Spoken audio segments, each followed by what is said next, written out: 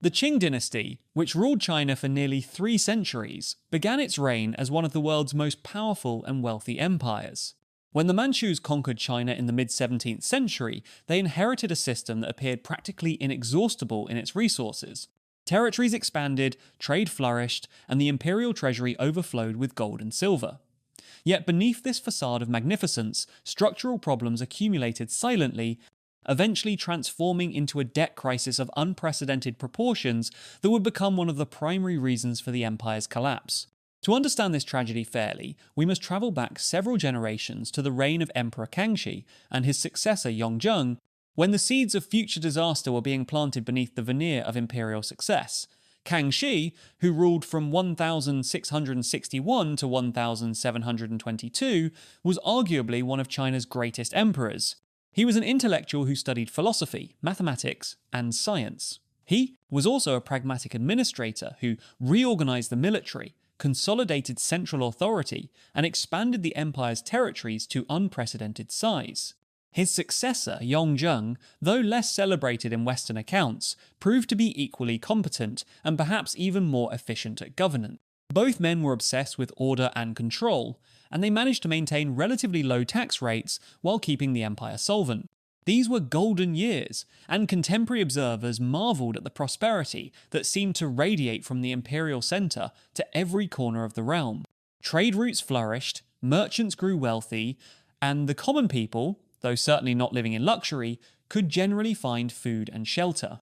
The treasury, under the stewardship of competent administrators, accumulated enormous reserves of silver and gold.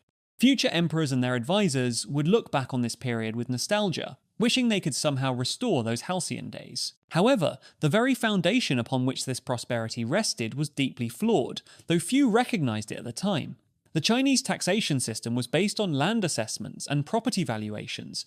Theoretically, as the population grew and agricultural production increased, tax revenues should have grown proportionally. In practice, this never happened. The empire's taxation machinery was rigid and difficult to adjust.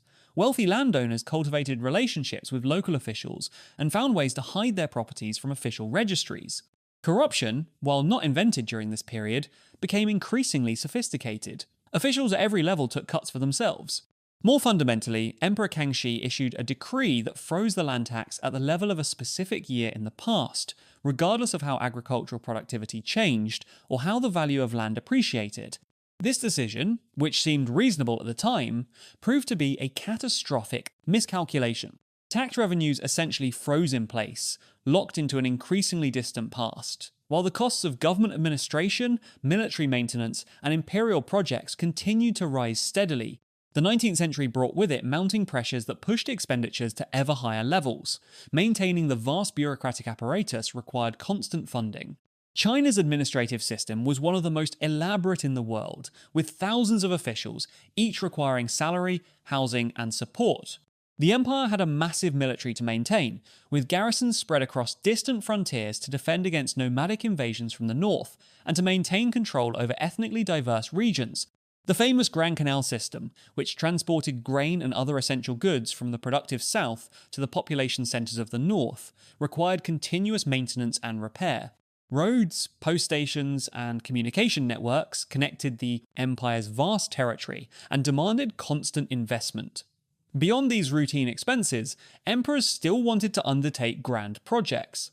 They commissioned the construction of temples, palaces, and other monuments that reflected their power and piety. These were not merely vanity projects, they served important functions in reinforcing the ideological legitimacy of Qing rule. Nevertheless, they consumed enormous sums from a treasury that was increasingly strained. By the mid-18th century, the problem had become undeniable to anyone who could read the imperial accounting records. The treasury, which had once overflowed with precious metals, began to show alarming deficits. Instead of reducing expenditures, successive governments turned to borrowing. The state began issuing treasury notes and bonds, which were purchased by wealthy merchants and officials who trusted in the government's ability to repay. At first, this seemed like a reasonable strategy for dealing with temporary shortfalls. The government reasoned that these were cyclical problems caused by bad harvests or unexpected military expenses, and that borrowing would bridge these gaps until normal conditions returned. However, the problems proved to be structural rather than cyclical, and borrowing continued year after year. The debt began to accumulate at an alarming rate. By the end of the 18th century, the state's total debt exceeded the annual tax revenues by a significant margin. During this same period, another critical shift was occurring within Chinese society that exacerbated the financial crisis. Millions of people were gradually migrating from the countryside to urban centres. This was a slow, incremental process that played out over decades, but it fundamentally altered the economic structure of the empire. People moved to cities seeking employment, commercial opportunities, and what they hoped would be better lives. However, this migration meant that fewer people were engaged in agriculture and manufacturing, while more people depended on purchasing food and goods in urban markets. This created a complex set of problems for the imperial government. The state had traditionally derived much of its revenue from agricultural taxes. As more land was abandoned or left fallow because fewer people were farming, agricultural output stagnated or declined. Meanwhile, the urban population needed to be fed and clothed, creating pressure on the supply chains. Prices for basic commodities began to rise, causing hardship among the poor and creating social instability. Simultaneously, China's relationship with international commerce was transforming the empire's finances in ways that few officials fully appreciated. For centuries, China had been the world's premier manufacturer of luxury goods. Chinese silk, porcelain, and tea were desperately desired by wealthy Europeans and others around the world. European merchants arrived at southern Chinese ports eager to trade, but they quickly discovered a fundamental problem. The Chinese wanted very little that Europeans had to offer. Chinese craftsmen made superior ceramics. Chinese weavers produced finer silk, and Chinese technologies in many areas were as advanced as or superior to those of Europe. In this context of Chinese self-sufficiency and disinterest in foreign goods, the one commodity that genuinely interested Chinese officials and wealthy merchants was silver. European traders, lacking other desirable goods, began bringing vast quantities of silver from the Americas, trading it directly for Chinese goods. This flow of silver into China initially seemed beneficial to the imperial treasury and to wealthy merchants. However, over time, the balance of trade shifted in ways that created serious problems for imperial finances. The real disruption came when European traders discovered a product that actually interested the Chinese market: opium. Initially produced in India and controlled through monopolies, opium began flowing into China in the late 18th century and exploded in popularity during the 19th century. Millions of Chinese became addicted to the drug, creating an enormous market. Western merchants, primarily the British, suddenly had a commodity they could sell in vast quantities in exchange for Chinese silver. The irony was bitter. While China had long dominated international trade through the superiority of its goods, it now found itself being drained of its precious metal reserves by the sale of a commodity that was destroying the health and productivity of its own population. The opium trade created several catastrophic problems for the Chinese state. First, it represented an outflow of silver from the empire's borders. Second, it created massive social problems as addiction spread through the population, undermining productivity and social stability. Third, when the imperial government attempted to restrict or ban the opium trade, it provoked military confrontation with Western powers who were profiting enormously from the trade. The Opium Wars, fought primarily between China and Britain, but involving other Western powers as well, shattered the myth of Chinese invulnerability and cost the empire enormous sums of money.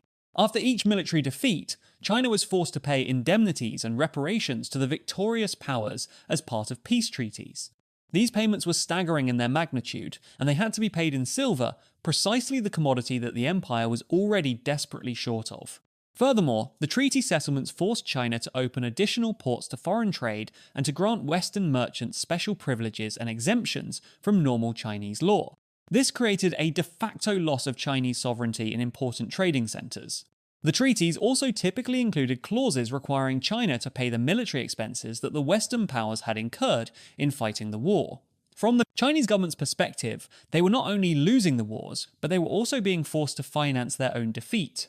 Each military loss, each new treaty, each new indemnity payment pushed the imperial finances deeper into crisis. The borrowing that had been a periodic strategy now became a necessity just to pay these foreign obligations. The internal disorder that accompanied this period of external humiliation created its own financial catastrophes.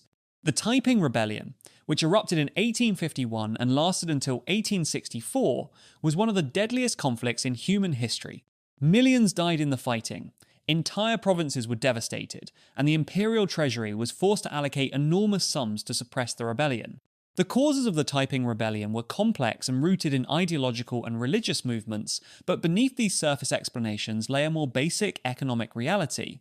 People rebelled because they were hungry. They rebelled because droughts and floods had destroyed harvests, because the government could not afford to provide relief, because they saw no future for themselves under the current system. The debt crisis meant that the imperial government had lost the capacity to absorb economic shock. In earlier, wealthier periods, the government could respond to famines by releasing grain reserves or by organising relief efforts. In the 19th century, the government simply lacked the resources. Every natural disaster became worse because there was no money to respond to it. Epidemics spread unchecked because there were insufficient funds for public health measures. Local rebellions festered and grew because the government could not afford to send military units to suppress them quickly. The state attempted various schemes to raise money, some of them bizarre and most of them counterproductive. Officials were given impossible tax collection targets and were expected to make up shortfalls from their own resources or through corrupt schemes. This created incentives for even more aggressive extortion of the peasantry. The wealthy merchants and officials who had purchased government bonds were promised returns that the government could not pay, leading to defaults and loss of confidence.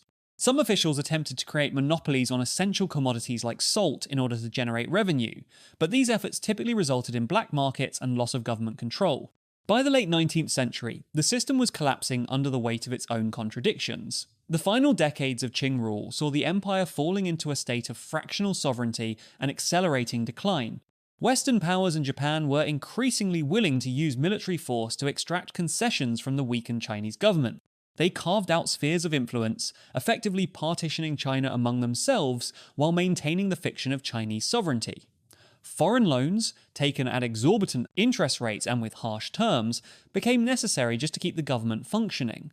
These loans often came with clauses that gave foreign powers control over Chinese customs, revenues, and other sources of income. The government's ability to function independently had been severely compromised. By the turn of the 20th century, the Qing Dynasty was essentially in a state of managed decline, propped up by foreign powers who found it convenient to have a weak but nominally unified China rather than deal with complete fragmentation. The debt crisis transformed the nature of the imperial state itself. What had once been a relatively autonomous entity, capable of projecting power and making independent decisions, had become an institution trapped within a web of obligations and constraints.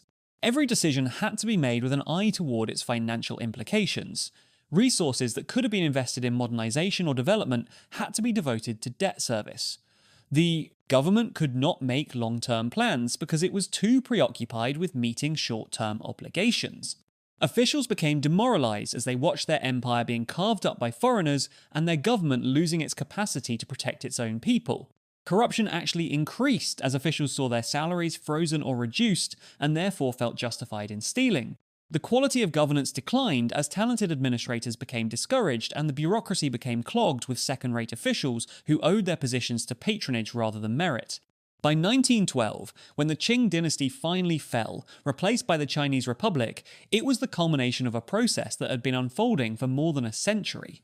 The revolution that toppled the dynasty was triggered by military mutinies and uprisings, but these military events were symptoms of a deeper sickness.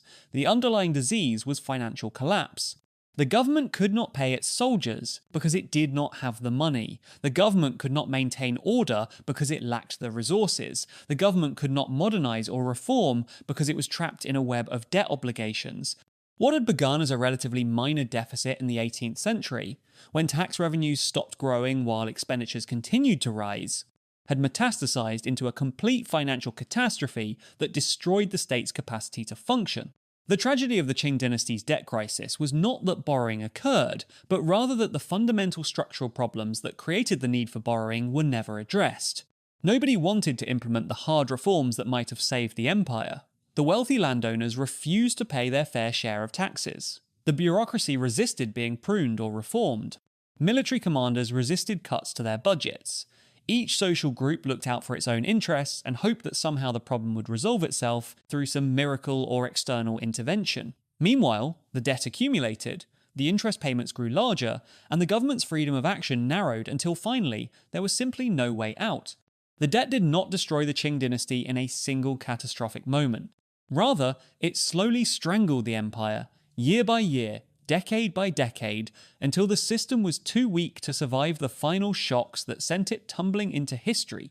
In many ways, the Qing dynasty's fall serves as a historical lesson about the dangers of allowing structural fiscal imbalances to persist uncorrected, and about the way that financial crises can ultimately undermine not just economies, but entire systems of political authority.